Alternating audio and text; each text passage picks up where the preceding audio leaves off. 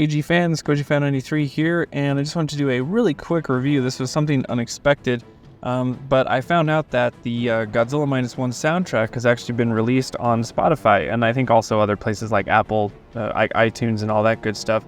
But I listened to the album, and I just wanted to give my thoughts on it real quick, just sort of going over each track and my overall thoughts on it. This is also not really spoiler territory because the track names don't really give away anything, and the music itself, obviously doesn't give away anything. So there's not really any spoilers in this. But I guess the only spoiler I can say is that obviously if you don't want to hear the music before the movie, then obviously, you don't want to listen to this soundtrack.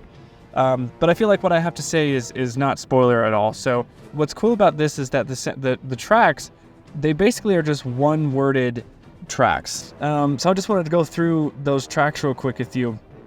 So the first track, Fear, very atmospheric, a really good sense of dread, and really a lot of these tracks are very atmospheric. It's a different type of Godzilla soundtrack, I feel, but it's really unique and cool the way that it works. So the next one, Portent, similar, just very moody and atmospheric is pretty much with that one. Confusion, this one has a really cool haunting sound. It has this like sort of alarm sound going off, and I kind of wonder if it's like, the sound of an alarm going off before like a bomb drops. I feel like that's sort of its connection there, which is pretty cool. And then we have the Godzilla Suite 1. There's 3 Godzilla Suites in this track list, and this is just amazing. I mean, it's literally revising a classic tune that we all know very much, but it's very bassy, which I noticed. I think the bassiest that it's ever been. And what's cool about the Suite 1 is that it has a little bit from Mothra vs. Godzilla from 1964 in it, during like that beginning opening part of the soundtrack. So it's really cool. It's super nostalgic, and it's honoring the legacy. The next track, Divine, it's very foreboding. I love the choir chanting in the background. It gives it this a little bit of this epic edge to it. And then it also has a little bit of like Shin Godzilla in it, which I sort of noticed. So, and I think that this was the track that was played in the trailers. I could be wrong, but it sounded very similar. The next track was Mission. It's very quiet at the beginning, but it has a great build-up.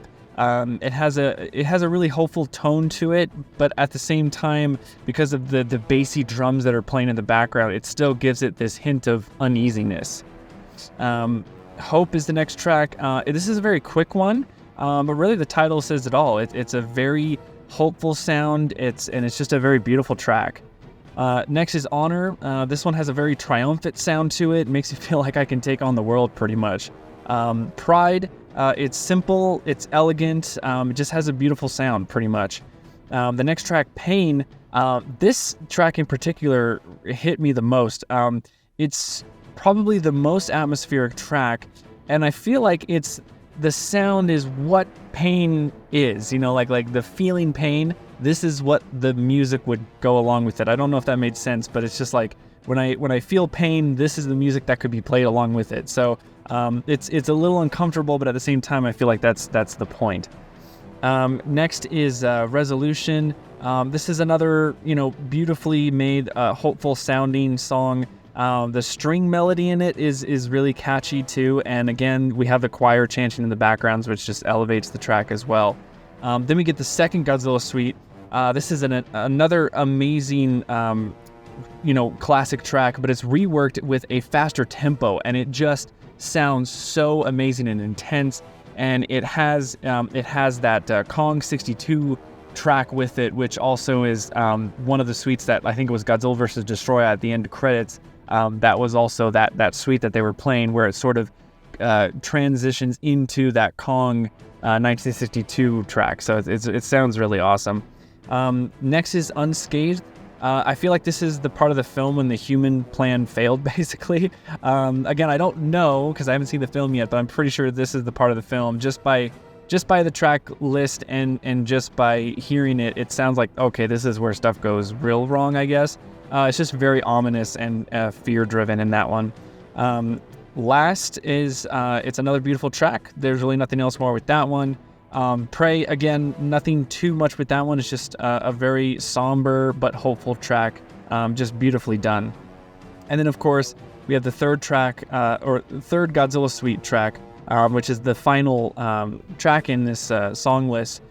This one, I'm assuming, will be at the end of the credits. It sounds like as soon as the credits roll, this is when the song is going to be played. It's very fitting. It's classic to the nth degree. It's just classic, classic, classic. So overall, my thoughts with this is that it's probably one of the most simplistic soundtracks of any Godzilla film, but that's not a bad thing. You know, it's very simple in its execution. It's very subtle, and I really like that. And I like how the tracks are one-worded, so it makes it, you know, more memorable that way, I guess. And then it just, you know, like any good Godzilla soundtrack, this soundtrack makes you feel all kinds of emotions while listening to it. And I cannot wait to see how this track is going to feel when playing along with the film.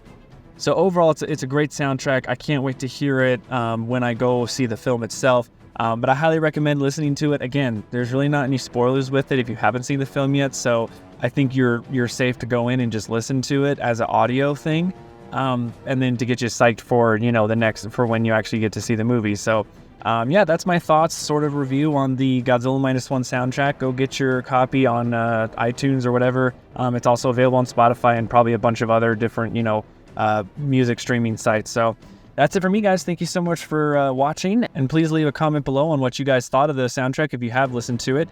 And that's it for me, guys. Thank you so much for watching. Stay big, G fans.